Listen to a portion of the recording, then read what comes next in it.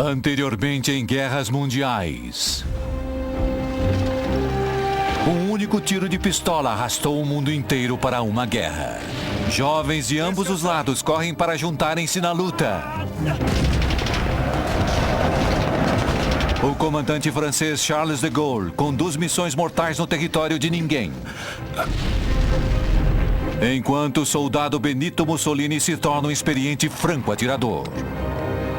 Considerem que nós podemos... Winston Churchill ordena a tremenda tragédia ocorrida em Galípoli. Isto é guerra! Depois busca se redimir na brutalidade das trincheiras de guerra. Estão vindo! O soldado Adolf Hitler escapa por pouco da morte. Camarada? Camarada. Lenin e Stalin detonam a Rússia por dentro, levando a Alemanha um passo mais perto da vitória.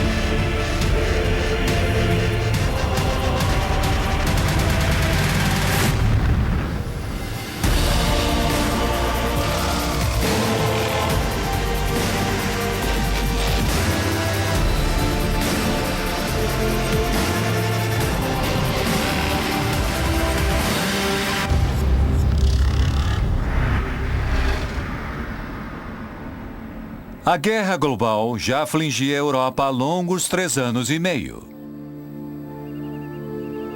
Ambos os lados, aliados e alemães, estavam exaustos, atolados nas trincheiras do norte da França. As coisas ficaram feias na Primeira Guerra Mundial. A Europa ficou exaurida, muitas cidades destruídas, a fome e as doenças já estavam se espalhando. A Cruz Vermelha não podia dar conta do que acontecia. Os aliados europeus precisavam de reforços, energia nova, sangue novo. Para ajudar na luta, os aliados recrutam um novo país para seu lado. Na sequência de sua longamente aguardada entrada na guerra, a América se prepara para marcar presença.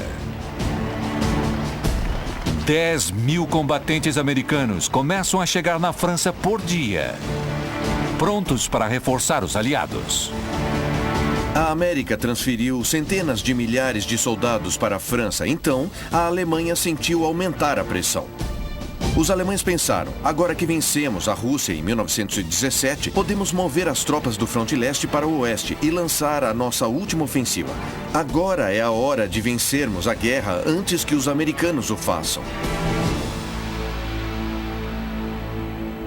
Com suas forças concentradas no fronte ocidental, os alemães lançam a ofensiva da primavera. Uma série de ousados ataques surpresa. Unidades alemãs especializadas se infiltram nas trincheiras aliadas e atacam seus postos de comando. O ataque foi tão bem sucedido que a vitória alemã estava praticamente assegurada.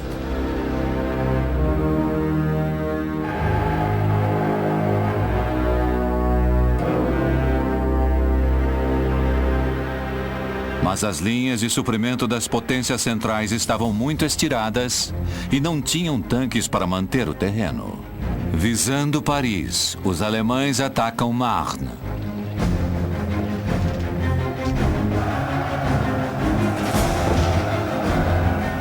Os alemães estavam prontos para conquistar a França, mas havia uma pequena pedra no sapato inesperada para os alemães. Era Marne.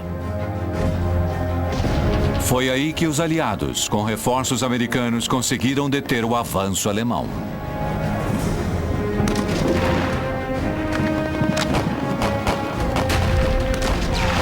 Os franceses contra-atacam e conquistam Marne. 2 dias depois, os aliados atacam Amiens,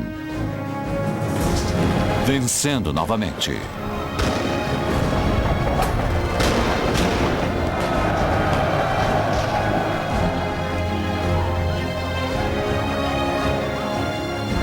Capitalizando esses ganhos, o primeiro ataque liderado pelos americanos ocorre em Saint-Mihiel. O grande objetivo desses ataques era forçar as potências do centro a saírem da França. Os americanos trouxeram consigo exatamente a arma que faltava aos alemães. Um batalhão de tanques leves feitos na França, sob o comando do coronel George S. Patton. Avançamos quando amanhecer. Patton testa sua nova estratégia. Ele adota um novo tipo de armamento, o tanque.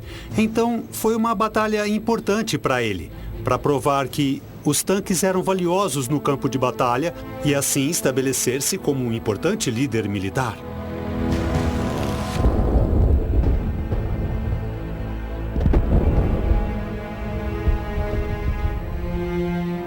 Na noite anterior à invasão planejada, Patton não consegue dormir. Ele sai da trincheira totalmente desprotegido, avançando fundo na terra de ninguém.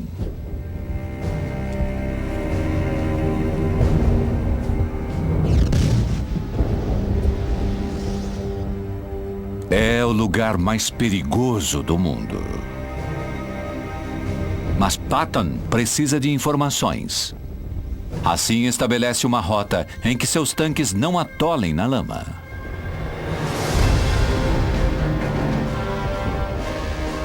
Ao se olhar para alguém como George Patton, que usa bem a informação, vemos que o melhor que ele fez foi transformar a informação em ação bem rapidamente. A tendência de George Patton era para a ação, porque era agressivo e foi muito efetivo nisso.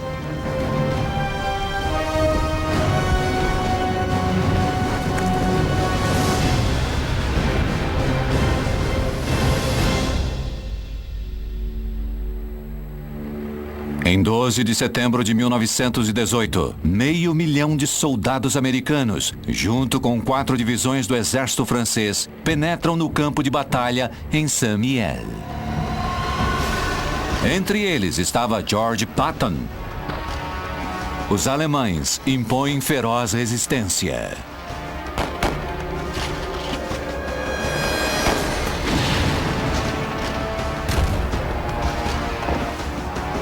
Mas as informações levantadas por Patton valem a pena.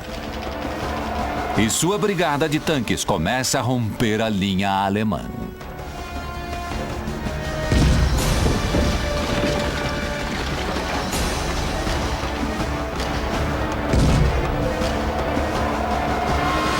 Dentre os soldados em Saint-Mihiel, encontra-se o general brigadeiro Douglas MacArthur. Soldado, avance ao flanco esquerdo, agora! Sim, senhor. General, a companhia italiana está avançando. Se posicione no morro. Sim, senhor. Avancem, avancem agora! Tenente George S. Patton, primeira brigada de tanques. General brigadeiro Douglas MacArthur, 42ª Infantaria. General, pedem sua presença. Muito bem, rapazes. Vamos! Patton e MacArthur estavam em Saint-Mihiel e encontram-se no campo pela primeira vez. Em meio ao fogo de artilharia por todos os lados, esses dois homens, que teriam importante papel forjando o futuro do século XX, nem imaginavam o que a história reservava. MacArthur descendia de uma longa linhagem de militares. Seu pai havia recebido a Medalha de Honra do Congresso na Guerra Civil Americana. Nada menos seria esperado de seu filho. Douglas MacArthur liderou ataques caminhando na terra de ninguém sem medo. Ele incorporava uma tremenda habilidade e incrível autoconfiança. Os dois graduados em West Point seriam aliados e rivais por décadas. Juntos com o exército francês e 500 mil de americanos, os aliados vencem e tomam Saint-Mihiel.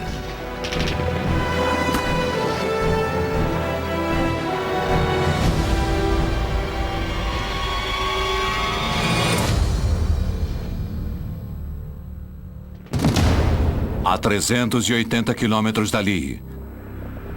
Anos de luta nas trincheiras transformaram Adolf Hitler de um solitário sem objetivo em um soldado endurecido. A ideologia de Hitler cria raízes nas linhas de frente.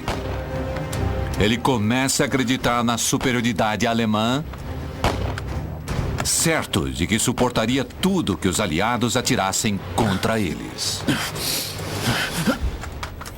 Gás! Gás! Depressa!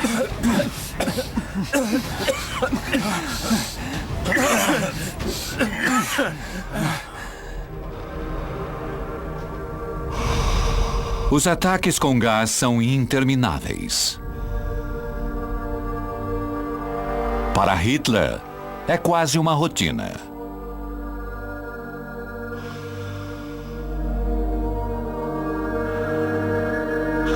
Mas dessa vez, foi diferente. Desde que o gás lacrimogênio foi usado pela primeira vez, os aliados vinham se equiparando aos alemães passo a passo, conforme desenvolviam gases cada vez mais mortais. Gás! Gás!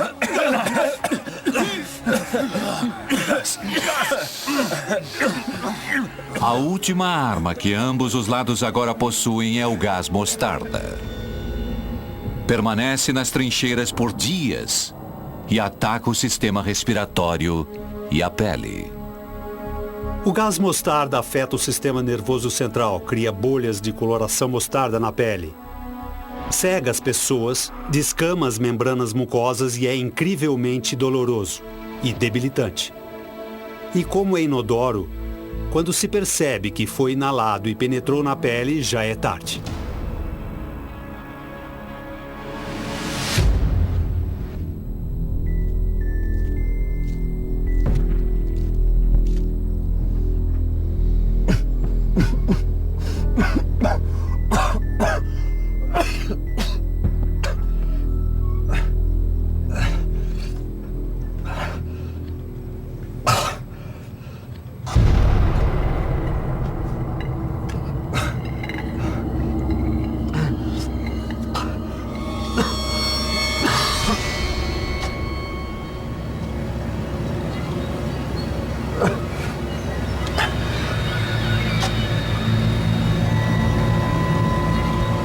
Os dias de Hitler nas linhas de frente se acabaram.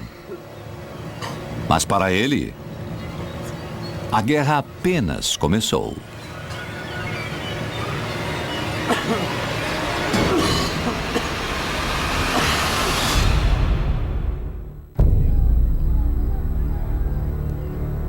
A ofensiva dos aliados força o exército alemão a relocar seus prisioneiros de guerra bem no interior da Alemanha, em um enorme campo de prisioneiros perto de Munique.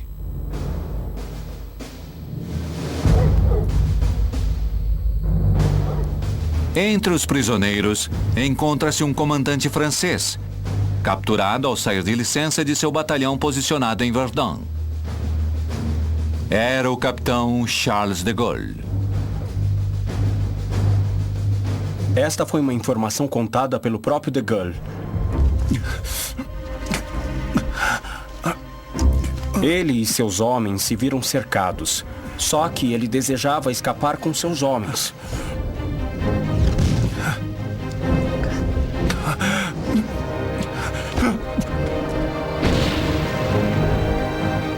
Atiraram uma granada contra ele.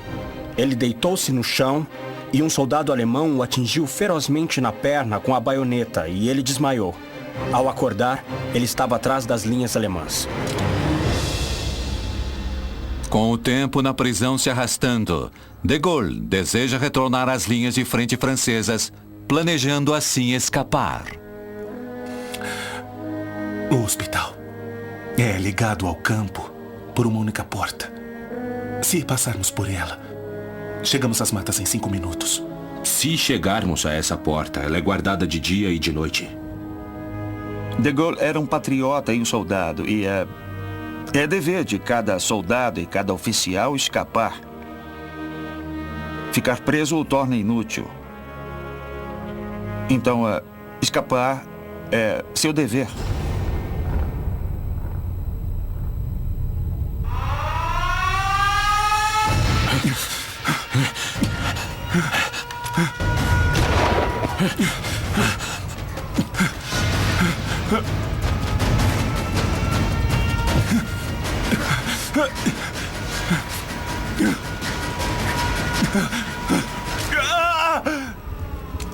Depois de diversas tentativas de fugas frustradas, De Gaulle é colocado em confinamento solitário. Interrogado e repetidamente torturado, ele continua leal à França, recusando-se a se entregar aos alemães. Apesar de estar distante da luta, De Gaulle vai aprendendo o que é preciso para se tornar um grande líder.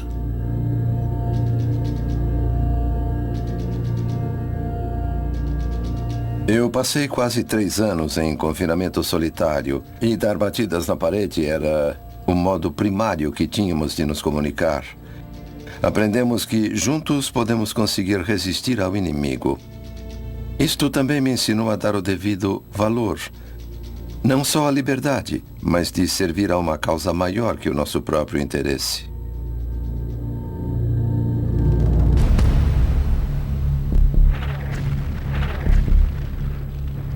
Na floresta de Argonne, a América e a França lutam lado a lado contra os alemães.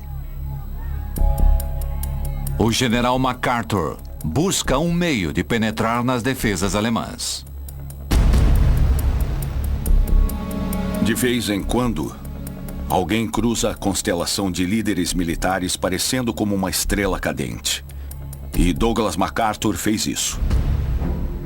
Através de uma foto de reconhecimento das trincheiras alemãs do fronte ocidental, MacArthur percebe um trecho desguarnecido do exército alemão.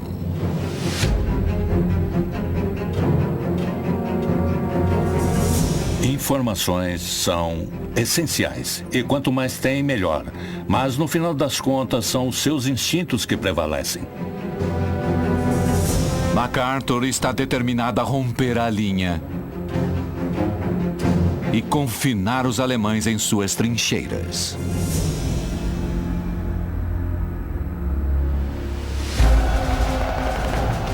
E no outono de 1918, as forças americanas e francesas iniciam a Batalha da Floresta de Argonne.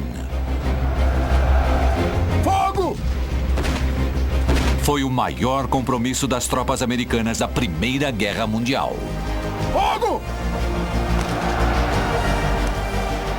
Os generais franceses e ingleses tinham opiniões desencontradas com relação aos americanos. Por um lado, apreciavam ver mais forças, mas é claro que eles sabiam muito mais como lutar naquela guerra do que os americanos novatos. Vamos! Ataquem! O alto número de baixas crescia em ambos os lados. As duras batalhas eram parte de uma campanha muito maior em todo o fronte ocidental. Elaborada para forçar uma completa retirada alemã, que posteriormente passou a ser conhecida como a Ofensiva dos 100 Dias. Mexam-se! Depressa! Estão chegando! Todas as nações aliadas se uniram, Avancem! formando a maior força de luta que o mundo já vira.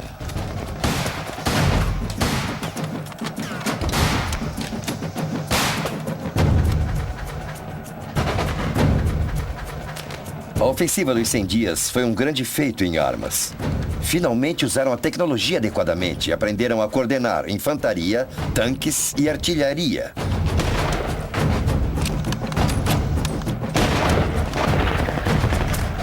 A euforia, o entusiasmo.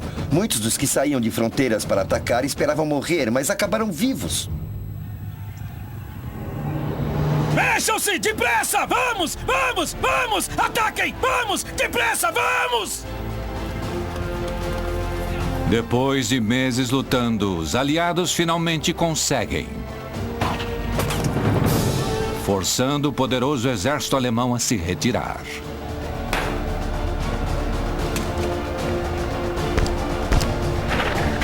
Finalmente, sem outra opção, dezenas de milhares de soldados alemães depõem armas e se rendem.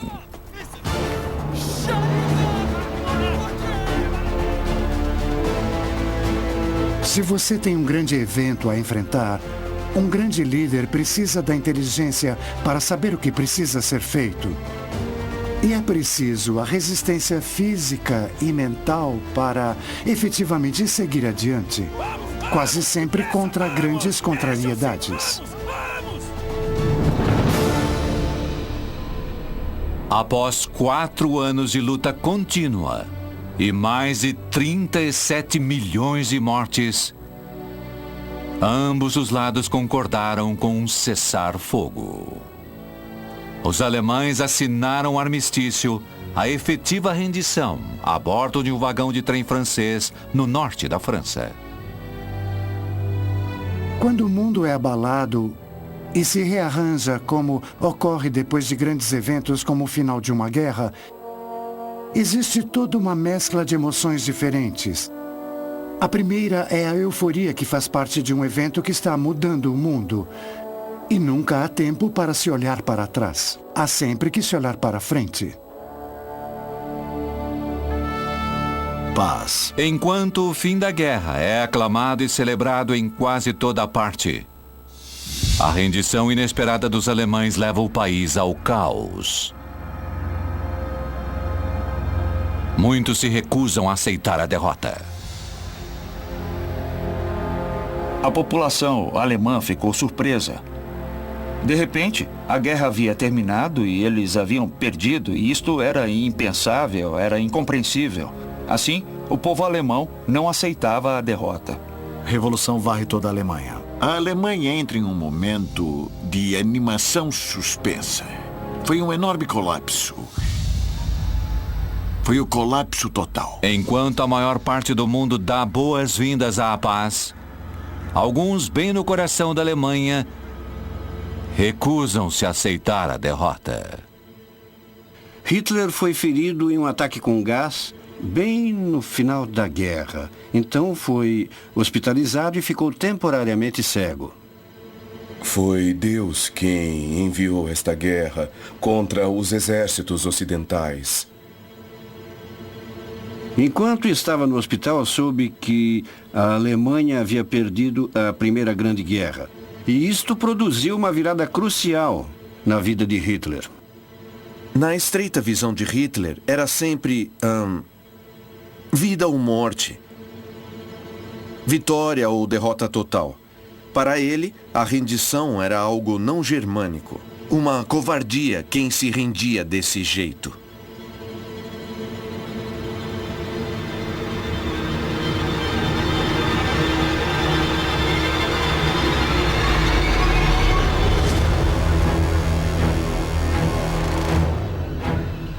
Hitler tomou a rendição como algo pessoal. Um golpe destrutivo e pessoal em si mesmo. Ele também assumiu isso como uma missão. A missão de vida. Para conseguir se vingar e retificar a rendição.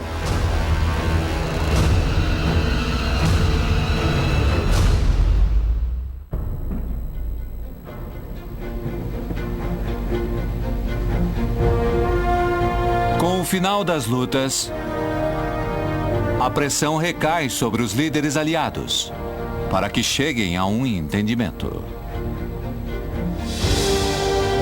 evitando que a guerra irrompa novamente.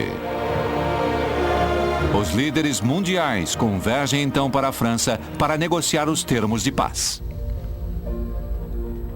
Paris, França, janeiro 1919. Os líderes reúnem-se em Paris. Mas um país não foi convidado à mesa: a Alemanha. Senhores, por favor, sentem-se. Com licença. Vamos começar Sim, considerando os pontos importantes, antes de discutirmos qualquer ideia que seja individual. Cada país tinha a sua própria agenda. A França, temerosa de um futuro ataque, quer a derrota total da Alemanha com reparações incapacitantes. A Inglaterra quer um tom mais suave com a Alemanha, para que possa agir como intermediária com a Rússia comunista. Eu não acredito nisso. Pois não. Eu preciso que todas as nações se juntem em uma frente única. E preciso de sua ajuda. A Itália quer os territórios prometidos ao se juntar aos aliados. O Japão também quer territórios. Mas o mais importante, quer uma cláusula de igualdade que lhe assegure posição de igualdade no cenário mundial. Com licença. O presidente Wilson também tem sua agenda. Qual era a ideia de Wilson? Se não quiserem ver novamente este grande show de horrores, será melhor criar um sistema internacional que resfrie países como a Alemanha de fazerem coisas terríveis que levem a uma grande guerra. Wilson chega com um plano de paz de 14 pontos. A peça-chave para a criação da Liga das Nações. Um corpo governativo internacional que manteria a paz mundial. Eu penso que ainda seja possível. Senhor presidente, eu vou lhe conceder o meu maior apoio. Quando Wilson apresentou os 14 pontos, Clemenceau fez a famosa observação. Até o próprio Deus apresentou só 10.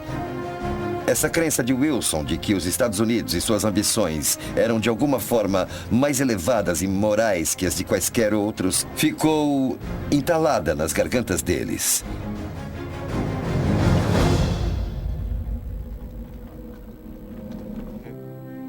As negociações de paz se arrastavam há meses. Um acordo entre os vencedores parecia possível, mas Wilson de repente fica muito doente, forçando-o a deixar o país.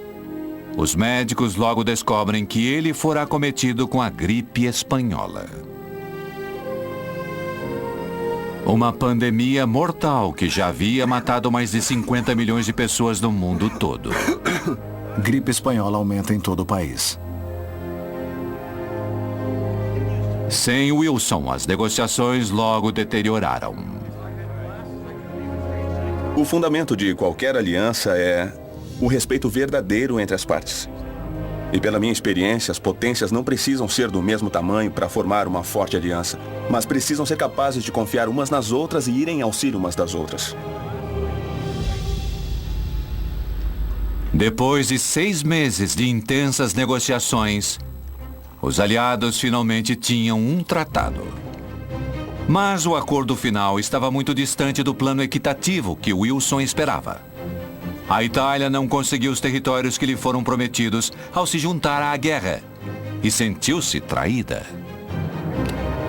O Japão também não conseguiu territórios e, pior, a proposição antirracista de ser reconhecido como um igual foi derrubada.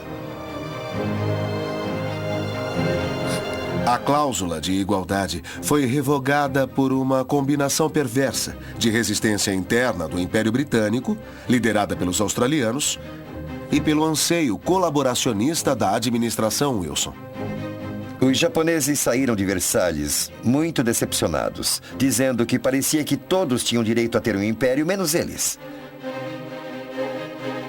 Isso lançou as sementes de um sentimento de profundo descontentamento.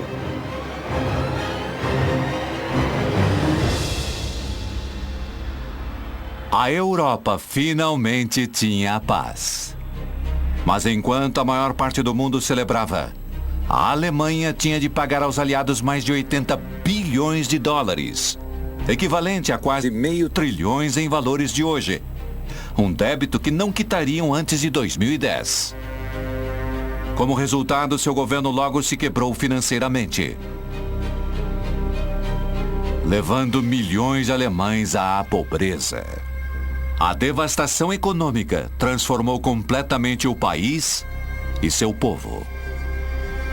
A Alemanha imediatamente se viu lutando com a questão da sobrevivência. Para os alemães comuns, a guerra não terminou em novembro de 1918. Para os alemães comuns, a batalha pela sobrevivência, a luta diária por comida, o esforço para conseguir calçados e roupas se estendeu pelos anos 20.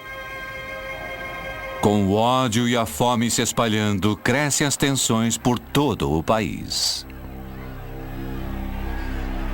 A Alemanha se encontrava à beira da guerra civil.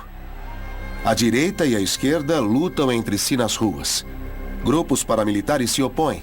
A Alemanha, então, torna-se uma nação dividida.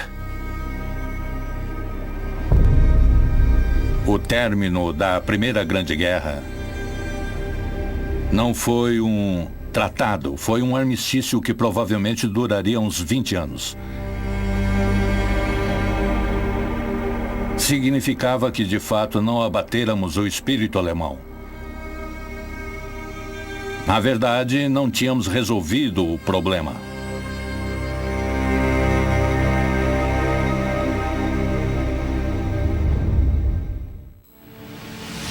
Alemanha. Na Alemanha, o sentimento perceptível era de perda, depressão, desunião. Eu creio que as pessoas se preocupavam com a situação. Aumentando a intranquilidade do país, os milhares de soldados que retornam ficam perambulando pelas ruas das cidades como em Munique. Seu futuro é incerto.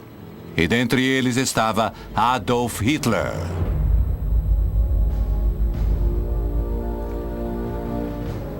Um dos que não acreditaram que a paz fosse durar muito era Winston Churchill. Tendo voltado das linhas de frente para Londres, ele se empenha em reconstruir sua carreira política e consegue por estreita margem reaver seu assento no parlamento. Havia muita dúvida em relação a Churchill. Ele parecia errático em seus julgamentos e sua decisão a respeito da campanha de Galípoli teve consequências desastrosas. Mas foi durante a guerra que ele provou suas credenciais de liderança. E isso foi o que o transformou. Churchill retorna ao governo convencido de que a ameaça alemã não terminou. Paris, França. Depois de 2 anos e meio como prisioneiro de guerra, Charles de Gaulle finalmente está livre. Depois de sua experiência na prisão, ele continua no exército francês, aceitando um posto de instrutor na Academia Militar em Paris, onde ele foca na incorporação de novas tecnologias, como o tanque, para que da próxima vez que irrompa a luta, a França esteja preparada. Para de Gaulle, a primeira grande guerra foi um verdadeiro drama, um drama do cativeiro, da inação. Em 1918 ele escreveu: "De agora em diante irei tentar realmente pensar e agir para compensar minha inação durante a guerra." De Gaulle queria, acima de tudo, ser um homem de ação.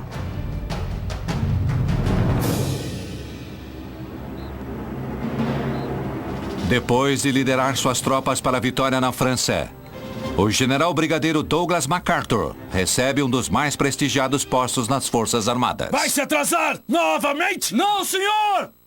Superintendente da Academia Militar de West Point, onde imediatamente começa a preparar os soldados americanos para combate, caso a paz venha a falhar. A 380 quilômetros dali, em sua academia de tanques em Camp Meade, Maryland, o coronel George S. Patton também está treinando a próxima geração de soldados americanos. Apontar! E como MacArthur, ele aposta que o cessar-fogo não vai durar. Fogo! Fogo!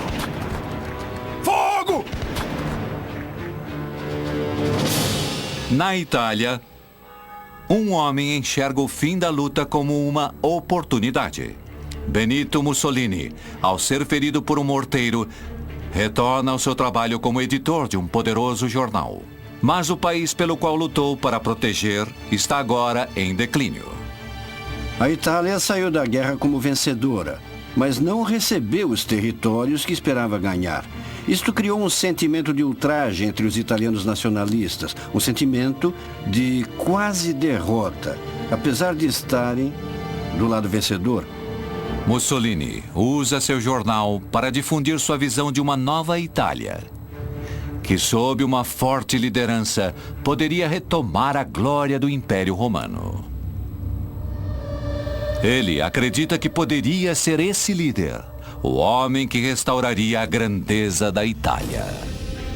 Logo, ele leva sua visão antigovernista a um novo meio, o rádio, transmitindo sua mensagem radical, nacionalista e autoritária para milhões. Nós entramos efetivamente em guerra desde que levantamos a bandeira de nossa revolução, que foi então defendida por um pequeno grupo de homens contra os maçônicos, democratas e capitalistas do mundo. Mussolini era um homem de palavras fortes. Ele gostava da ideia de derrubar as instituições existentes e favorecia o uso da violência para conseguir isso. Para tornar realidade sua visão, Mussolini forma um bando de truculentos soldados chamados de camisas negras, que aterrorizam seus oponentes políticos e iniciam os preparativos para uma revolução armada. Em questão de meses, Mussolini lança um movimento que irá influenciar Hitler e mudar o destino da Itália. Ainda cambaleante com a rendição alemã, Adolf Hitler retorna a Munique, sem perspectiva de alguma carreira. Soldado Adolf Hitler. Senhor? Sente-se. Está procurando trabalho. Senhor, eu estou pronto para trabalhar. Eu entendo. Mas, infelizmente, eu não tenho nada. Nada? Não há trabalho. A guerra terminou. Tem que haver alguma coisa. Depois de tudo que eu fiz, de tudo que eu dei. Há um novo grupo político na cidade. O Partido dos Trabalhadores. Precisamos descobrir mais sobre eles. E quais as intenções? Sim, senhor. Tente não chamar a atenção.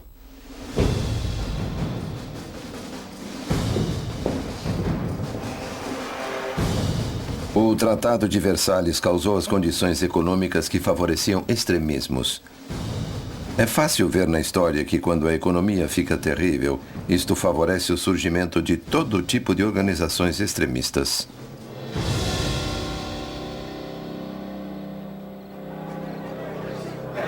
Hitler é indicado para se infiltrar no Partido dos Trabalhadores Alemães, uma das muitas organizações antigovernistas que se formaram na esteira do tratado.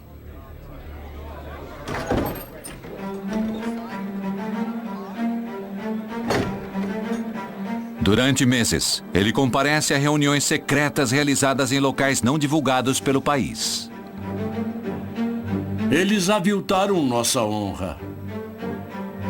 O Tratado de Versalhes não tem meu acordo. É como se nada tivesse acontecido, como se tivéssemos sido esquecidos. Mas Hitler logo percebe que os membros do Partido dos Trabalhadores não são comunistas, e sim nacionalistas radicais, intensamente leais à terra-mãe, e muitos deles abrigam visões extremadas da superioridade germânica, visões nada diferentes que as dele mesmo. Nunca houve um esforço real para se lidar com os danos ocorridos durante a Primeira Grande Guerra. Essa falha foi o que acabou levando à ascensão de Hitler e do nazismo. A Alemanha, como um todo, está morta. Nada restou dela. Temos revoltas nas ruas. Não há mais uma Alemanha para a qual lutar. A Alemanha precisa se dividir. É apenas através disto que poderemos sobreviver. Não, senhor. Não há mais nada pelo que lutar. Não há nada pelo que lutar? Famosas últimas palavras de todos os vira-casacas da história da guerra. Os fracos dentre nós voltam-se a essas desculpas para abandonar o orgulho e a esperança, quando é apenas a união que separa os vitoriosos dos derrotados. E está claro que pararam de lutar. Mas nós ainda lutamos na Grande Guerra Alemã. Nossa guerra pelo que merecemos. Uma Alemanha unida e forte. Uma Alemanha orgulhosa. A Alemanha é um gigante adormecido. E quando livrarmos a nossa nação das fraudes sem fibras dentre nós, juntamente com os criminosos de Versalhes, iremos novamente encontrar a grandeza!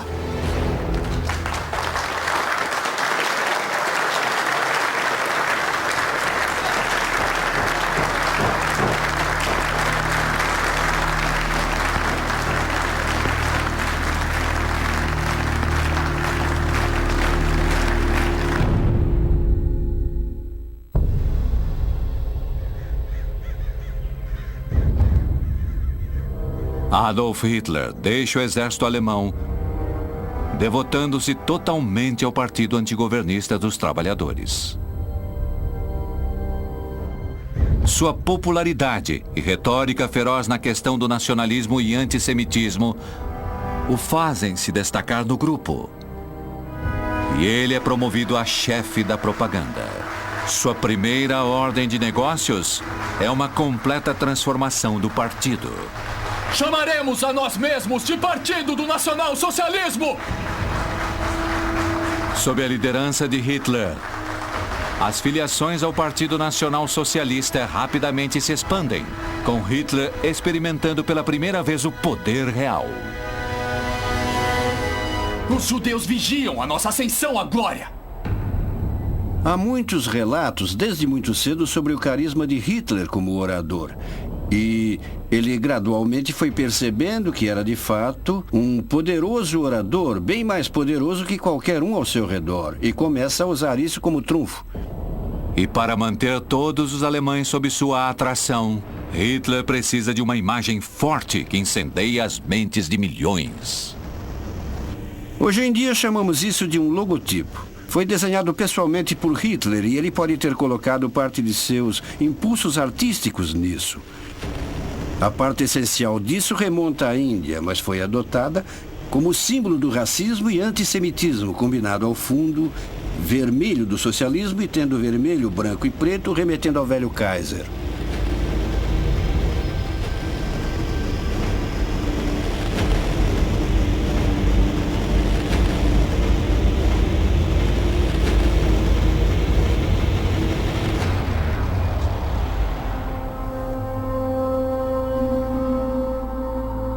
Enquanto Hitler ainda está nos primeiros estágios de sua revolução, Benito Mussolini já arrebanhou um exército de seguidores e está pronto para tomar a Itália pela força.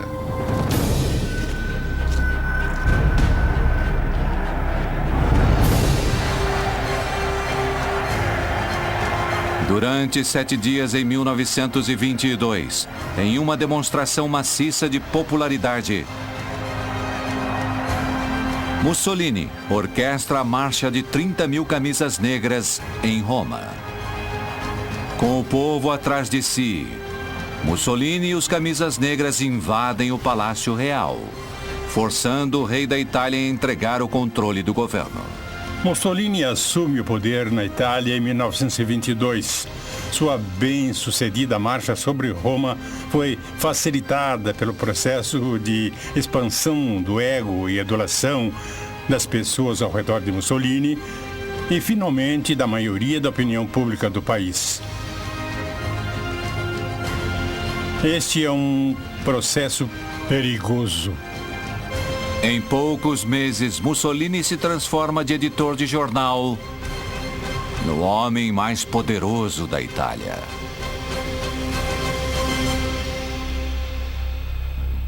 E a 960 quilômetros ao norte dali, Adolf Hitler observa tudo o que Mussolini fez. E ele quer esse mesmo poder total para si. Então, ele forma seu próprio exército. Desde cedo, Hitler parece ter se impressionado muito com Mussolini e sua marcha sobre Roma. Sua subida ao poder teve como modelo o que os fascistas fizeram na Itália. A 8 de novembro de 1923, Hitler lidera os nazistas rumo ao Hall da Cerveja em Munique, onde os principais membros do governo se reuniam.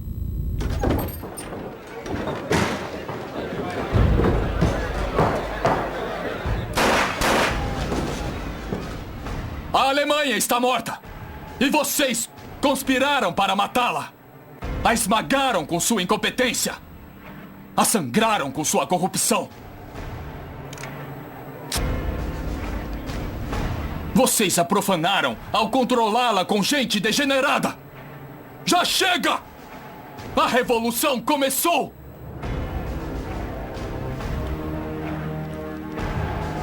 Juntem-se a nós agora, ao darmos início a uma nova Alemanha. Ao observá-lo, a gente pensa como Adolf Hitler conseguiu que tantos o seguissem. Eu creio que foi em parte porque ele conseguia persuadir muitos de que aquilo era a coisa certa a fazer, e em parte porque as pessoas eram intimidadas por ele.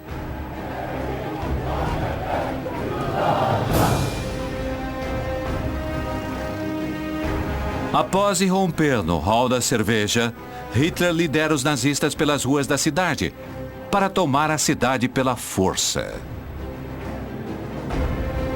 Mas, ao contrário da Itália, a polícia alemã estava preparada. Alto! Preparar!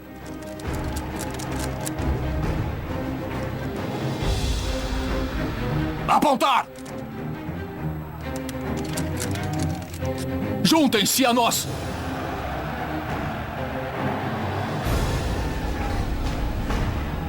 O Partido Nacional Socialista conseguiu tomar o governo!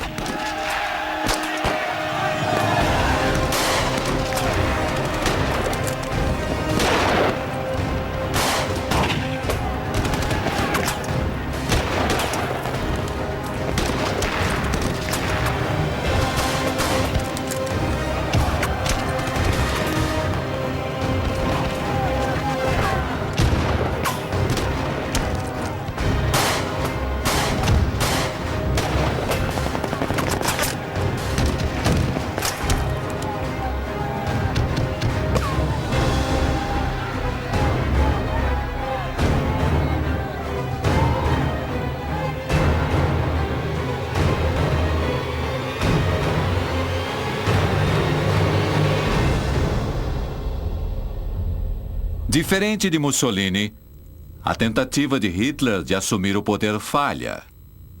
E ele é preso acusado de traição. Então ele passa seu tempo na prisão, planejando seu próximo movimento. O resto do que era essa nação. Sangue de nosso sangue. Carne de nossa carne. Liderar uma ideia. Para angariar seguidores e difundir sua mensagem, Hitler cria um manifesto, cujo cerne é um plano radical para a dominação do mundo. Nós devemos sempre lutar para salvaguardar a existência e a reprodução de nossa raça e nosso povo.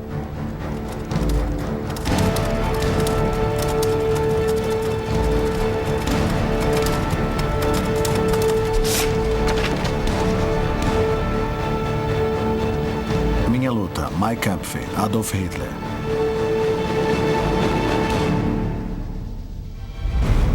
A seguir, em guerras mundiais. A luta pode ter cessado, mas a guerra não terminou. Da Grande Depressão Global, uma nova geração de líderes emerge. O Tratado de Versalhes. Que essas cadeias sejam rompidas. Enquanto uns se desesperam para manter a paz. Ninguém dentre esses, general, quer que ponhamos dinheiro na próxima guerra. Outros renascem das cinzas, desejando reacender a Grande Guerra Global. Hitler é muito mais perigoso do que tudo que já enfrentamos antes. Bombardeiem cada cidade, cada aldeia, cada vilarejo. Vamos aniquilá-los. E com a luta irrompendo de novo. Isto não é um pedido, isto é uma ordem. O destino da humanidade está em jogo. É tempo de romper o jogo americano de uma vez por todas.